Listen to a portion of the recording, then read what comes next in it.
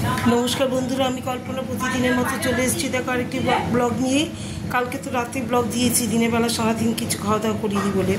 आज के देखो सकाल थेके उठे प्रचंड बृष्टि, तारपरे तो आज के आबार सोमवार हरहर महादेव, तारपरे तोमार छेलेटा ना खेয়েই कलेजे चले गेছে। आज के ओर कि यूनिभार्सिटीते काज आछे सेटार जन्य एइबार तारपरे आमि देखो पुजो शेष करेछि 2टार समय। बाबा भोलानाथের পুজো শেষ মানে সব কাজ সেরে পুজো শেষ করতে করতে 2টো বেজে গেছে। তারপরে দেখো আমি কি রান্না করেছি দেখো একবার। এখানে করে নিয়েছি দেখো গরম গরম সাদা ভাত, সেটা আসেনি এখনো। আর এখানে কাঁকরোল আর উচ্ছে ভাজা, আর এখানে করেছি ডাল, মুগ ডাল, কাঁচা মুগ ডাল একবার প্লেন জিরে ফোড়ন দিয়ে, সাদা জিরে ফোড়ন দিয়ে। আর এখানে লেবু কেটে নিয়েছি, এই মালে লেবু দে। এখানে দেখো ডালের সঙ্গে মুগ ডাল, তো ডালের সঙ্গে লেবু কেটে নিয়েছি, আর তো খাওয়ার কিছু নেই। আর এখানে আমার ছেলের জন্য আলু ভাজা করে নিয়েছি। ও ওগুলো খাবে না, উচ্ছে কাঁকরোল কিচ্ছু খাবে না, ও এই আলু ভাজাটা খাবে। আর গাঠি কচু সেদ্ধ করেছি, ভাত দিয়ে খাবো। কিচ্ছু কি খাবো বলো? এই যে গাঠি কচু, যেমনি সবজির দাম আমাদের মতো গরিব মানুষের পক্ষে সম্ভবই না।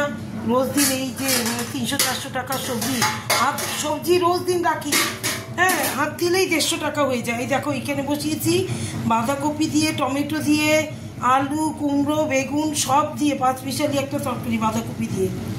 জানি না আমার ছেলে খাবে কি না, খেলে খাবে, না খেলে আর ওই আলু ভাজা দিয়েই ভাত খাবে, শুধু ডাল আর আলু ভাজা লেবু চেপে ওই দিয়ে খাবে। এই দেখো তাহলে আর কি করবো বলো? আর আমার মানে কুলোচ্ছে না। এদিকে মা অসুস্থ, জানোই তো তোমরা সবাই। মা তার ওইদিকেও সব মানে আমি আর দিদি দুজনে মিলে ওইদিকে দেখতেও হয়, আবার ঘরে কাজও করতে হয়। আমাদের তো আর কাজের লোক নেই, ঘর মোছা, রান্না করা, বাসন মাজা সবই করতে হয়।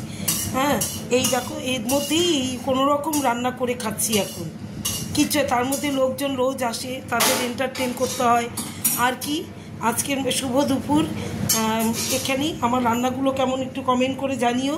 তোমরা তো খাও নিশ্চয়ই।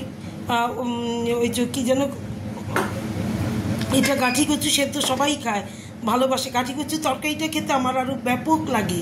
গাঠি কচুর তরকারি আলু দিয়ে একটু জিরে ফোড়ন দিয়ে, জিরে তেজপাতা ফোড়ন দিয়ে গাঠি কচুর তরকারিটা খেতে আমার খুব ভালো লাগে। হ্যাঁ আর তার মধ্যে যদি চিংড়ি মাছ পড়ে, বাবা দুর্দান্ত। তাহলে আমার কেমন হলো, আমার রান্নাগুলো কেমন একটু কমেন্ট করে জানিও। তাহলে শুভ দুপুর, এখনকার মতো টাটা। সবাই ভালো থেকো, সুস্থ থেকো, টাটা।